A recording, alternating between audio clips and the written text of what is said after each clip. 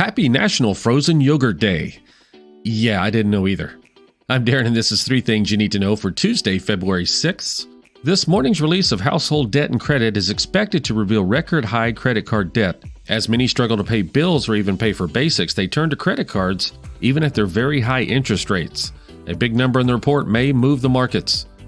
Hedge funds have sold and shorted financial stocks much more lately. They made over $1 billion when NYCB and others fell last week and have been net sellers for 7 out of 9 weeks. Shorts are at almost a 5-year high in the category. Snapchat is laying off 10% of their staff, which is about 500 employees, in the latest of big tech dismissals. They say it is in an effort to further growth. It will be an interesting earnings report after close today. Trade while you sleep and across time zones with Arbitrage Trade Assist. Sign up today at arbitragetrade.com. Arbitrage Trade is your trusted source for business, finance, and tech info. You may have heard that the American Legion helps honor our fallen heroes. Or that the American Legion helped write the GI Bill, enabling veterans to get a college education. And yeah, you've heard us tell a good story or two.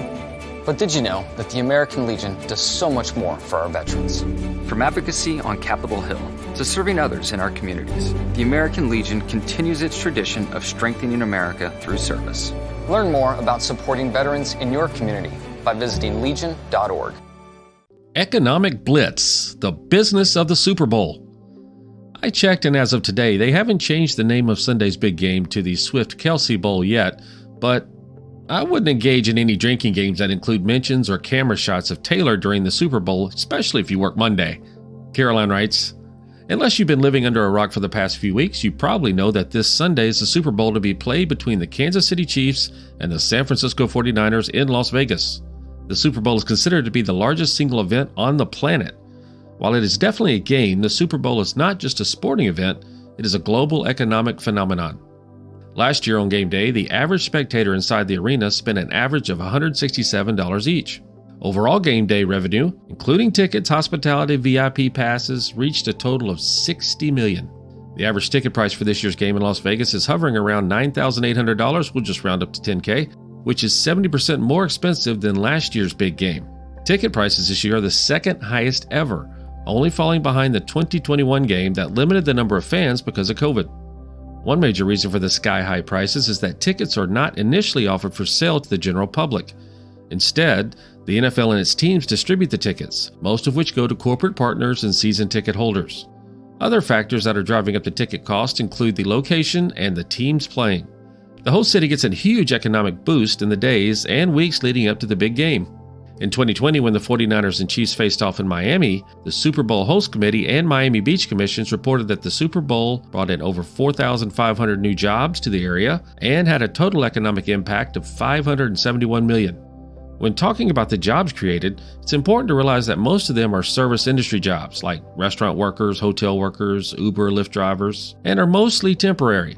Tim DeShriver, Associate Professor of Sport Management at the University of Delaware's Alfred Lerner College of Business and Economics, noted, once the crowd goes away, they don't need those service workers, but that's still money in people's pockets, and that's still important.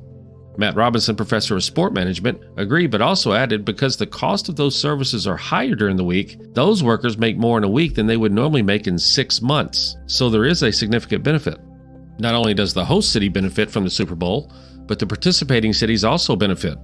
Watch parties are usually held in the cities, both in large venues, sometimes even in the home stadium to small bars. What about those of us who host a Super Bowl party at our house? Well, according to Sports Illustrated, Super Bowl Sunday is the second largest food consumption day in the United States, only behind Thanksgiving. On Super Bowl Sunday, Americans will spend $1.3 billion on beer. Experts estimate that 1.45 billion chicken wings will be consumed during Super Bowl weekend. But what food is eaten the most on Super Bowl Sunday? According to the American pizza community, it is pizza, with an estimated 12.5 million pizzas sold in the U.S. on game day in 2022. In terms of advertising revenue, everyone knows that the Super Bowl provides the most valuable content on TV.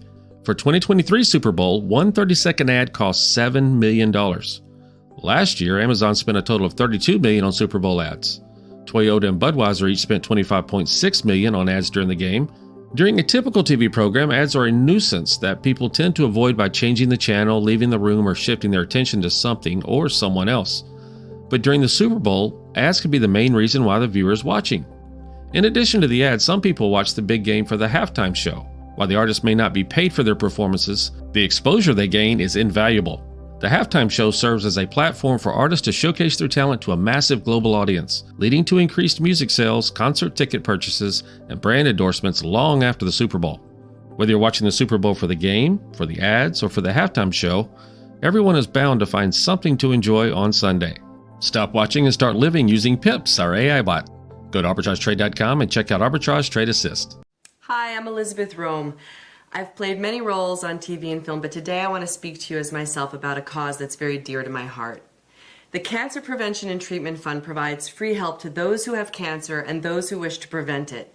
They've also worked tirelessly on banning cancer-causing chemicals in our homes and neighborhoods.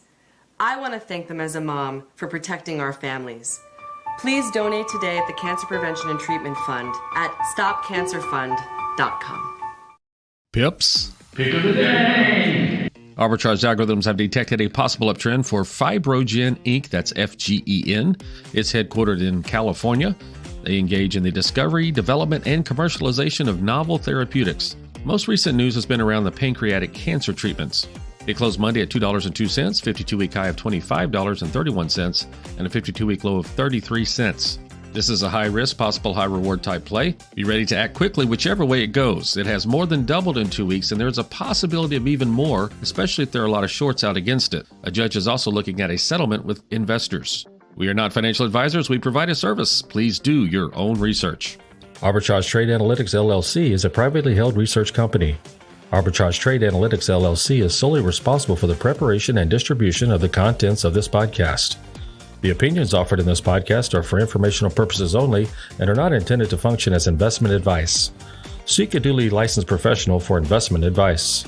For more information about the informational research and services offered by Arbitrage Trade Analytics LLC, please visit arbitragetrade.com.